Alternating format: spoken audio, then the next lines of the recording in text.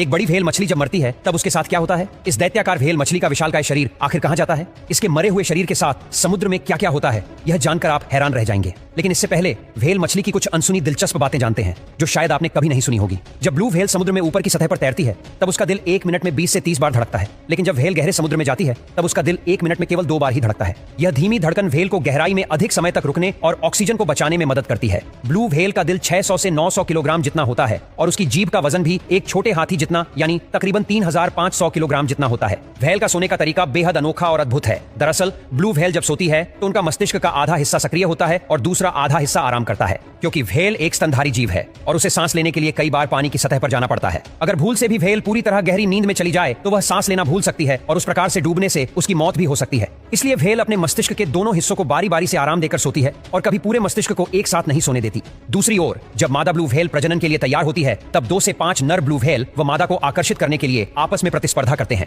यह स्पर्धा गहरी आवाज निकालने की और अंग प्रदर्शन की हो सकती है। अंत में मादा व्हेल उस नर को चुनती है जो शारीरिक रूप से मजबूत और गहरे स्वर का होता है। इसके बाद ब्लू व्हेल की गर्भावस्था इंसानों से थोड़ी ज्यादा यानी 10 से 12 महीनों की होती है। आमतौर पर ब्लू व्हेल एक ही बच्चे को जन्म देती है। जन्म के समय बच्चे का वजन 3000 किलोग्राम तक और लंबाई 20 फीट तक होती है। जन्म के बाद मादा व्हेल अपने बच्चे को दूध पिलाती है जो बच्चे के लिए बहुत जरूरी होता है। ब्लू व्हेल के बच्चे का वजन हर दिन करीब 90 किलो तक बढ़ता है। अब करते हैं सबसे महत्वपूर्ण बात, ब्लू व्हेल मछली जब मरती है तब उसके साथ क्या क्या होता है। मृत्यु के बाद व्हेल के शरीर के साथ कई प्रक्रियाएं होती हैं जिन्हें व्हेल फोल कहा जाता है। यह व्हेल फोल मुख्य रूप से 3 स्टेज में होता है। यह तीनों स्टेज समुद्र के सब जीवों के लिए काफी महत्वपूर्ण होते हैं। जब व्हेल की मृत्यु होती है तब उसका वजनदार शरीर समुद्र में डूबने लगता है, लेकिन कुछ व्हेल के शरीर में गैस होती है और गैस की वजह से वह पानी के ऊपर तैरता रहता है। लेकिन जैसे ही शरीर में से गैस निकल जाती है तब धीरे धीरे वह गहरे समुद्र में डूबने लगता है। जब व्हेल का शरीर समुद्र की गहराई में पहुंचता है तब पहला चरण शुरू होता है जिसमें कई प्रकार के बड़े और छोटे जीव जैसे कि शार्क, क्रेब्स और अन्य मांसाहारी मछलियां व्हेल के मांस को खाने लगती है। स्टेज 2, यह स्टेज में व्हेल के शरीर का मांस खत्म हो चुका होता है।